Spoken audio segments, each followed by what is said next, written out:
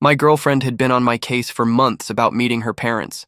Not just casually asking either, demanding, like it was some divine right she was entitled to. Every conversation somehow circled back to, "When are you meeting my family, Marco?" Yeah, my name's Marco. My dad's American. My mom was from Bologna. More on that later. The thing about Isabella, 25, female, is she was never the ask nicely type. She believed batting her eyelashes automatically meant she deserved whatever she wanted. Designer bags, expensive dinners, weekend trips to Napa, all on my dime. Her job at some wellness startup barely covered her car payment, but that didn't stop her from living like a princess. The red flags? Oh, they were there from day one, like the fact she forgot her wallet every time we went out, or how she'd pout and give me the silent treatment if I suggested splitting the bill. "Real men take care of their women," she'd say with that manipulative little smile. But the biggest one? She never once asked about my family. In 3 years of dating, she knew my dad was American, and that my mom had died when I was 17. And that's it. She never cared enough to ask about the rest, too busy talking about herself. When constant nagging didn't work, she switched to emotional manipulation. She'd drop lines like, "Jessica's boyfriend proposed right after meeting her parents. It shows commitment, you know?" What I didn't know then was that I wasn't walking into a warm family dinner. I was walking into a roast, and I was the main course. But here's what she didn't know. My mom wasn't just from Italy. She was born and raised in Bologna. Italian was my first language. She taught me from the day I could talk. After she passed away, speaking Italian felt like reopening a wound, so I stopped. And because my last name is O'Brien and I look like I just stepped out of a country club brochure, Isabella never once suspected I understood Italian fluently.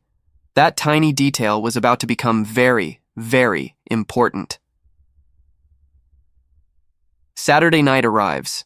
Her parents live in some gated community where the HOA probably dictates what color your garbage bins can be. I throw on a nice shirt, grab flowers for her mom, and pick Isabella up. She's nervous, which is weird because humility isn't really in her DNA. She keeps checking her reflection, asking if I look presentable enough. "They're going to love you," she insists. "Just be yourself, but maybe tone it down a little." Tone what down? I'm an architect, not a street performer. On the drive over, the coaching begins. Don't bring up work too much. They think people who brag are insecure. Don't talk about your hobbies. They'll think you're immature. Just let them lead the conversation. So basically, don't talk about anything that makes me. Got it. We pull up to their McMansion, the kind that screams we refinanced twice to afford this. Mr. Rossi opens the door with a firm handshake, scanning me like he's calculating my net worth. Mrs. Rossi's behind him, wearing a plastic smile sharp enough to cut glass. "You must be Marco," she says in English, but I catch the look she shoots Isabella, a silent, "Really? This is what you brought home?" Inside, the place is exactly as I imagined. Oversized furniture, way too many decorative pillows, walls lined with photos of Isabella at every age of being spoiled rotten. A trophy case full of childhood participation awards from dance class. We sit down in the formal dining room, the good china out, cloth napkins folded just so. The whole scene feels staged for a lifestyle magazine. And then, the show begins. Isabella switches to rapid-fire Italian with her parents. She turns to me with a fake smile. "We're just catching up. We'll switch to English in a few minutes, I promise." Those few minutes turn into 2 hours. 2 hours of me sitting there like a decorative houseplant while the woman I thought I loved dismantles my character in a language she thinks I can't understand. I smile. I nod. I pass the bread. And I understand every single word. She starts with my career. He's fine, but no ambition. Content being a nobody at some small firm. I basically support us. His salary is pathetic. I almost laugh. I make $160,000 a year as a senior associate at one of the city's top architectural firms. She makes maybe $45,000 selling overpriced supplements to suburban moms. I've paid for every vacation, dinner, and designer purse she's ever owned, including the $12,000 trip to Greece last year, where she complained our suite wasn't big enough. Her mom leans in, whispering conspiratorially, "Then why are you still with him?" Isabella shrugs. "He's convenient, pays for everything, doesn't ask questions, isn't smart enough to cause problems. Like a well-trained dog." Then she moves on to my personality. "Annoyoso," she sighs. "Boring, no culture, no sophistication, won't even try to learn Italian despite dating me for 3 years. Like dating a golden retriever. Sweet, but not much upstairs." I literally have Dante's Inferno in Italian on my nightstand. Been reading Italian literature since high school, but why would she know? She's never cared about anything that didn't involve her. Her father chimes in. "He seems like the type who only watches sports and drinks. These Americans are all the same." Isabella. "Exactly. Predictable. Every weekend, football, drinks, and video games. Like a teenager. Rich, coming from someone whose hobbies are reality TV and shopping." Then comes the marriage topic. Her mom.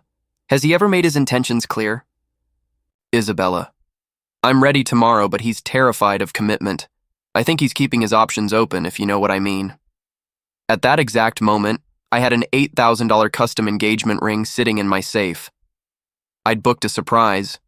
Trip to Tuscany for her birthday. First-class flights, 5-star hotel in Florence, the whole cinematic proposal. And here she was, painting me as a commitment phobe. They even dissected my family background. "He doesn't even know where his family comes from," Mrs. Rossi says. "Americans have no roots, no history." Isabella nods. "Exactly, Mom. No depth, no passion, like living with a mannequin." It wasn't just what she said, it was how she said it. All those loving glances at me while slicing me to pieces, for her parents' amusement. The entire time, I'm thinking about my mom. How she taught me Italian not just as a language, but as a connection to family, history, identity.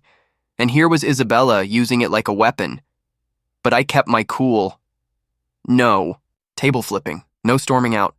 I just filed away every insult, waiting for the perfect detonation. It came during dessert.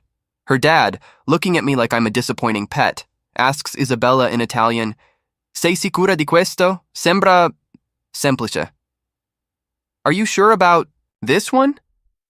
"He seems simple."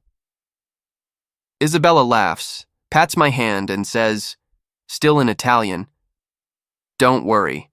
He's too stupid to understand us. Look at him, just sitting there with that blank smile like a trained seal." That was it. Game. Over the rage crystallized into something cold and sharp. I wasn't going to yell, I wasn't going to fight. I was going to nuke her entire night with precision. As we're leaving, her dad pats my shoulder and says in slow English, "It was very nice meeting you, Marco." I smile, meet his eyes, and let my mom's language pour out like silk. "Piacere è stato tutto mio, signor Rossi."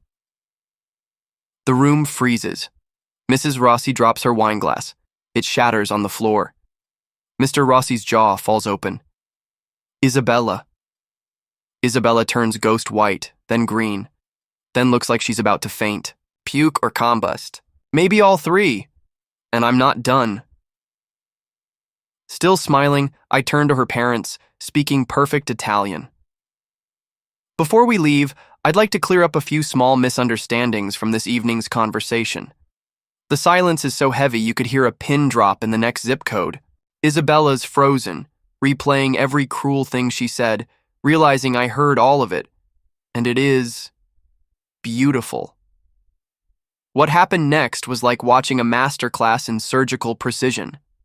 I kept my voice calm, pleasant, like I was discussing the weather, while I dismantled every single lie Isabella had built her little performance on. First stop, the money situation. I turned to her parents. Isabella mentioned concerns about my financial stability. I want to clear that up.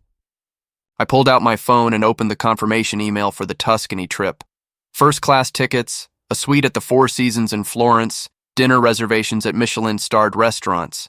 This, I said evenly, was the surprise. I'd been planning for her birthday. Then I added, still in perfect Italian, she mentioned supporting us financially. That's just a misunderstanding, I'm sure. Isabella's face went white. Not pale, white. A single tear slipped down her cheek, cutting a track through her foundation.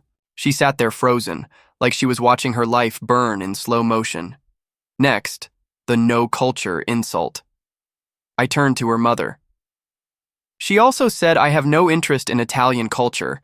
That one hurts. I let my voice soften.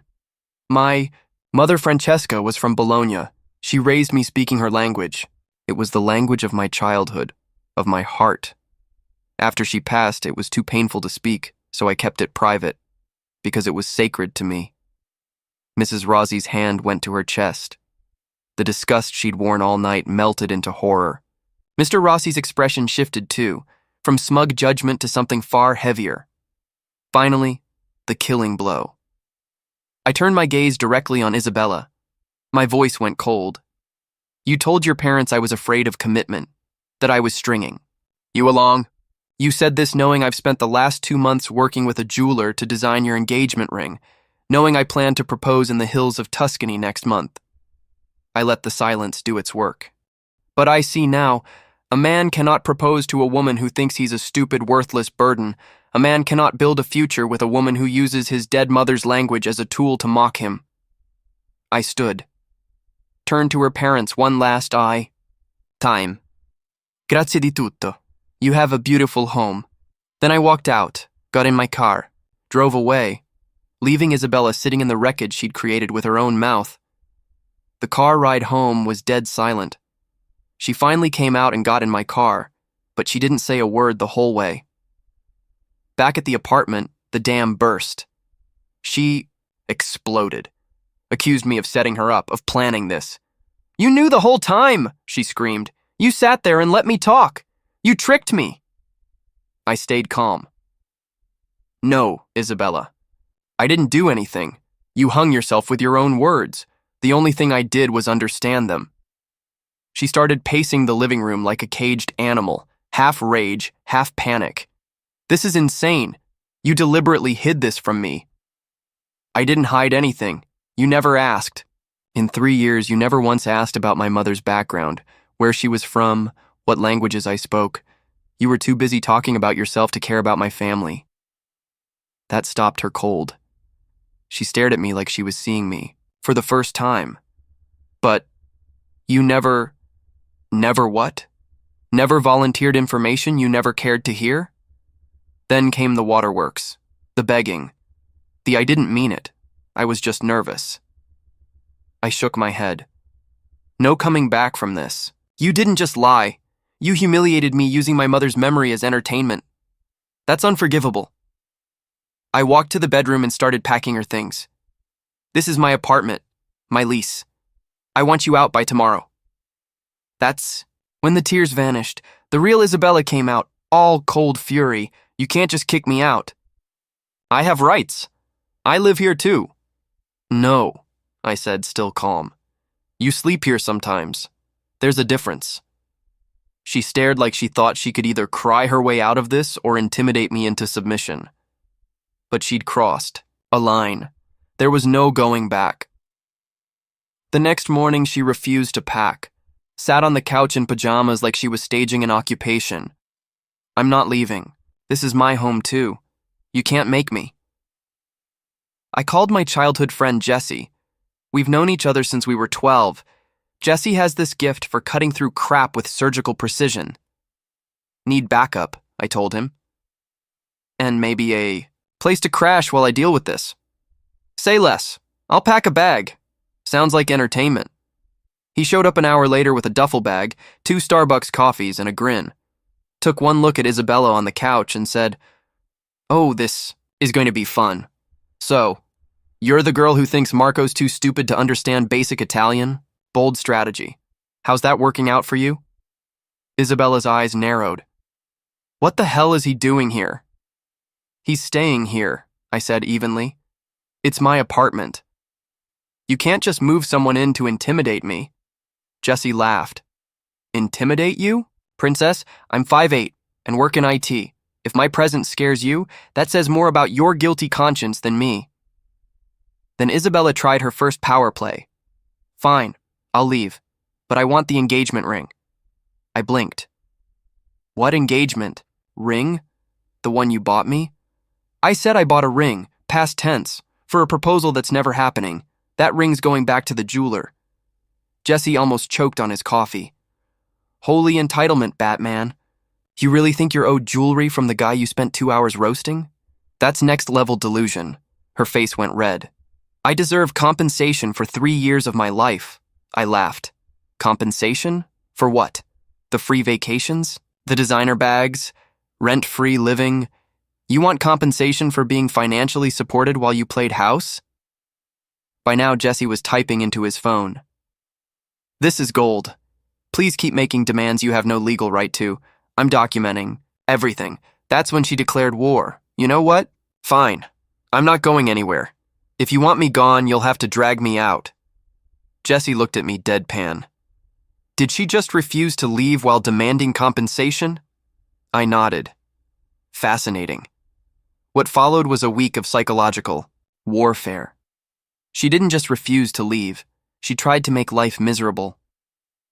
Music at 3 a.m., dirty dishes everywhere, toxic friends over at random hours. Night 1, she blasted some trashy pop playlist while Jesse and I tried to sleep. I knocked on the door to ask her to turn it down. She screamed, "This is my home too. I can play music whenever I want." Jesse, bless him, was a saint. When she'd start screaming, he'd pop in earbuds and ignore her. When she left passive-aggressive notes around the apartment, he'd write back. Her note. Some people need to learn respect and basic human decency. Jesse's reply. Some people need to learn Italian isn't a secret code and actions have consequences. Also, you're out of toilet. Paper. The petty war escalated. She'd use all the hot water before I could shower. Jesse responded by waking up at 5 a.m., showering first, and making loud coffee while she tried to sleep in. She'd eat my food and claim she forgot it wasn't hers, so Jesse started labeling everything in the fridge. Marco's lunch. Do. Not eat unless you want to buy takeout replacement. Isabella's yogurt. Oh wait, Isabella doesn't buy groceries. This is Marco's yogurt. Hands off, klepto. Or my favorite. This sandwich belongs to the guy who pays rent here. But Jesse's. True genius? How he handled her manipulation. Every guilt trip, every fake tear, he'd narrate it like a nature documentary. And here we see the entitled princess in her natural habitat. Notice how she fluffs her feathers and squawks loudly when denied resources she believes are hers by divine right. Isabella would turn bright red. Stop talking about me like I'm not here. Jesse. The common Princess Sapien becomes agitated when her behavior is documented. Fascinating. Her friends eventually joined the circus, Brittany and Chloe. 2 more princesses showed up to stage support. Day 3, I came home to find them all camped on my couch eating my food. You can't just kick Isabella out, Brittany announced. She has nowhere to go. From the kitchen, Jesse called out, She has parents, she has friends, she has options. What she doesn't have is the legal right to squat here. Chloe shrieked, This is emotional abuse. Jesse. No. Emotional abuse is what Isabella did at that dinner. This is just consequences. Chloe stood up, finger in my face. You're destroying her life over a stupid misunderstanding. Jesse didn't even look up from his sandwich. A misunderstanding? She called him a trained seal, in Italian, for 2 hours. Isabella doubled down, accidentally walking in while I was showering, moving my stuff and claiming ignorance, ordering food and sticking me with the bill. The food scam was pathetic. $40 worth of Thai food, then she'd vanish when it arrived. Jesse intercepted the drivers. If Isabella ordered it, she pays. No cash, take it back. Every move she made, Jesse dismantled. When she cried, the waterworks, like clockwork. Someone calls her out, the tears appear. By day 5, she was cracking. Jesse's constant dry commentary was killing her game. Every tactic, exposed and mocked instantly. 1. Night, she asked him during a breakdown. Why do you hate me so much? I never did anything to you. Jesse smiled. Oh, I don't hate you. I just have zero tolerance for bullshit. And you're basically a walking factory. Nothing personal. Then he looked her dead in the eye. You know your problem? You're used to enablers. Marco was too nice to call you out. Your parents spoiled you. Your friends are just as delusional as you. But me? I don't care about your feelings. I'm just going to keep pointing out reality. And that was when Isabella made her biggest mistake. On day 7, while Jesse and I were at work, Isabella packed up her things and left. But she didn't just take her stuff, she took mine too. I came home from work and found half my things gone. She'd cleaned me out like a burglar. My iPad, my expensive headphones, 2 of my watches, some designer clothes, and, this one really got me, my mom's jewelry box, which she'd somehow found in my closet. Jesse took one look at the empty spaces and let out a low whistle. Damn, girl went full klepto on you. I was in the middle of documenting everything for the police report when Isabella's text came through. I took what I deserved. Consider it compensation for 3 years of emotional labor. Jesse read it over my shoulder. Emotional labor? Is that what we're calling being a crazy girlfriend now? Apparently, in her mind, theft was just payment for imaginary services. We joked about whether we should tell her that's not how employment law works or just let her explain that theory to the police. But the theft? That was just the beginning. Isabella and her toxic little squad were only getting warmed up. They started showing up everywhere, my gym, my coffee shop, even outside my office building. Not just to ask for stuff back, but to actively humiliate me in public. The gym incident was the worst. I was mid-workout when all 3 of them showed up, marching through the weight section like they owned the place. People started staring as Isabella launched into her performance. There he is, the guy who kicked me out with nowhere to go. Brittany cornered me outside my office building during lunch one day. You need to drop this whole victim act, she said loudly enough for people around to hear. Isabella only took what was rightfully hers. Rightfully hers? I laughed. My dead mother's jewelry was rightfully hers? That stumped her for about 2 seconds before Chloe jumped in. You manipulated her for years. You owe her. Jesse had come to meet me for lunch and walked up just in time to hear this. Oh, good. The flying monkeys are back, he said. Ladies, quick question. In what universe does emotional disappointment justify theft? I'm genuinely curious about the theory here. Shut up, Brittany snapped. This has nothing to do with you. Actually, Jesse said, it has everything to do with me. I'm the witness who watched Isabella refuse to leave Marco's apartment for a week while demanding compensation for imaginary services. I'm also the guy documenting all your harassment attempts. Smile for the camera, by the way. He held up his phone, which had been recording the whole time. Both girls went pale.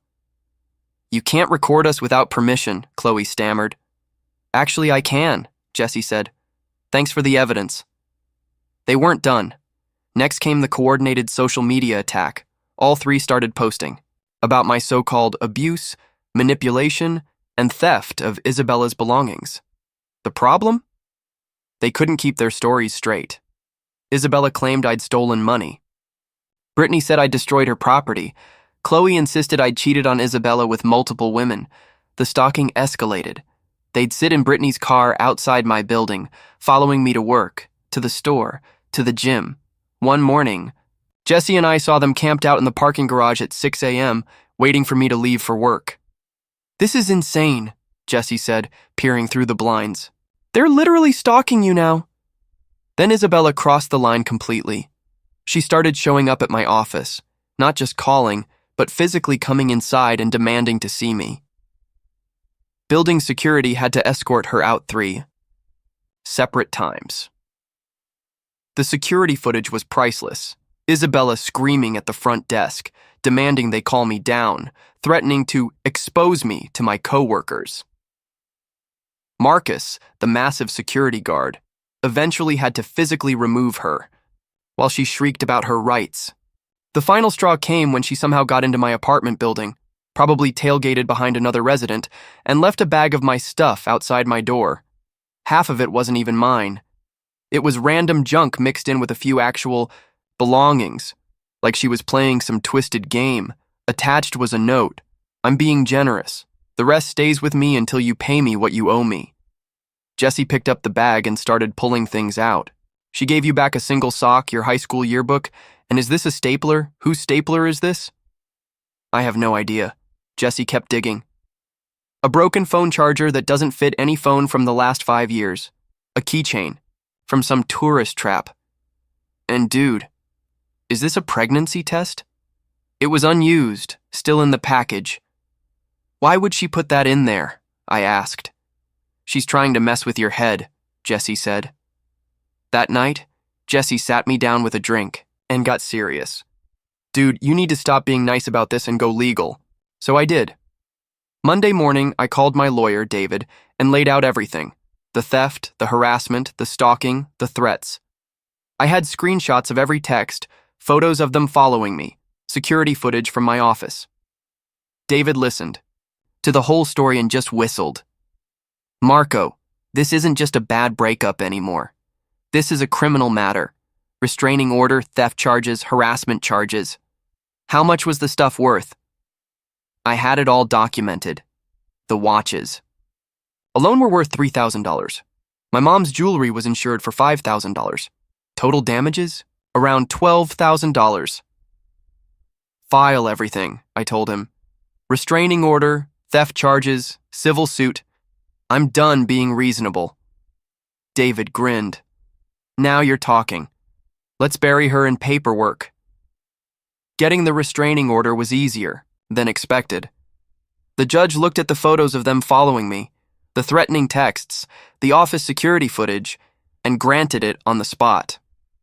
Mr. O'Brien, the judge said, this behavior is completely unacceptable. Ms. Rossi and her associates are to have no contact with you whatsoever. Any violation will result in immediate arrest. The look on Isabella's face when she was served was priceless. According to the process server, she broke down crying and claimed she was the real victim. While the criminal charges were in motion, I dug into her job situation. Her wellness startup had a strict social media policy and code of conduct. Spent an evening compiling everything. Screenshots of harassment posts, stalking documentation, photos of the public confrontations. It painted a crystal clear picture of unprofessional behavior. Then I made an anonymous email account and sent it all to her company's HR with one line. You may want to be aware of how one of your employees is representing your company in public. They fired her within 48 hours. Turns out they'd already had client complaints about her social media meltdowns. My evidence was just the nail in the coffin. Brittany's boyfriend, sick of the drama, told Jessie about it. Isabella claimed wrongful termination, but the company had documented everything. The theft charges stuck. The police found my mom's jewelry box in Isabella's apartment during a search warrant. She tried to claim it was a gift, but I had photos of it in my place months before our fights even began. The civil suit was where it got interesting. Isabella tried to countersue me for emotional distress, but her case was laughable. Then David dropped a bombshell. Marco, I got a call yesterday from someone unexpected. Mr. Rossi. Her father? I asked. The very same. He's been doing some soul searching since that dinner. He wants to help settle this quietly and get your property back. Says he's worried about the family's reputation. I couldn't believe it. Mr. Rossi had seen the evidence, the theft documentation, harassment screenshots, stalking photos, and was horrified. He wanted to make things right before it went public. He's offering to pay the full settlement amount plus your legal fees, David said, in exchange for keeping this out of the media and avoiding a jury trial. He also wants to personally return your mother's jewelry box. The next day, Mr. Rossi arrived looking like he'd aged a decade. He was quiet, respectful, and clearly embarrassed. Marco, he said, placing my mom's jewelry box on David's desk. I owe you an apology. What happened at our dinner? What Isabella did afterward? This is not how we raised her. He handed David a cashier's check. I hope this covers the damages and your legal expenses. I also hope you can forgive a foolish old man who didn't see his daughter clearly until it was too late. The real shock came at the court hearing. Isabella had no idea her father had contacted us. She walked in expecting his support, only to see him sitting on my side of the courtroom. The look on her face? Pure devastation.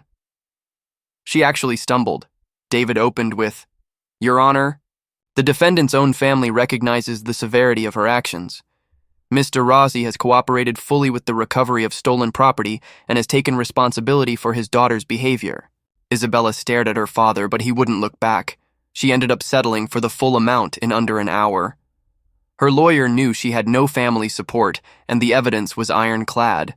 That was the moment she realized she'd burned every bridge, lost every ally, and destroyed every relationship that mattered. 6 months later, Isabella's life had imploded. No job, crushing legal bills, a restraining order that followed her everywhere, and a ruined reputation in our social circle. Her friendships with Brittany and Chloe collapsed when they realized they could face charges as accessories. She moved back in with her parents, who were furious. She barely spoke to her father. I got all my things back. The watches were scratched from her wearing them, but that only increased the settlement. A few months later, I ran into her at the grocery store. She saw me, turned white as a sheet, and bolted down another aisle. The restraining order meant she couldn't come near me anyway. Jessie leaned in and whispered, "Is that her? Damn, she looks rough." And she did. Tired, stressed, probably juggling multiple retail jobs to pay off legal bills. Part of me almost felt bad for her. Almost. Then I remembered her laughing while calling me a trained seal in Italian, and the sympathy vanished. I'm dating someone new now, a veterinarian who actually cares about my family and listens when I talk. We had dinner with her parents last month, still taking things slow. Isabella wanted to play games with my dignity. In the end, she played herself.